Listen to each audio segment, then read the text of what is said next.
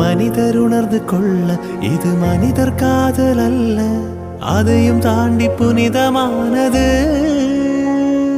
கண்மணி அன்போடு காதலன் நான் எழுதும் கடிதமே.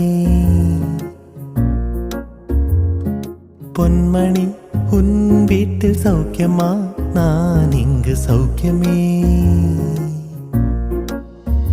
உன்னை எண்ணி பார்க்கையில் கவிதை கொட்டுது, அது எழுத நினைக்கையில் வார்த்தை முட்டுது. அபிராமியே தாலாட்டும் சாமியே நான் தானே தெரியுமா? சிவகாமியே சிவனில் நீயும் பாதியே, அதுவும் உனக்கு புரியுமா?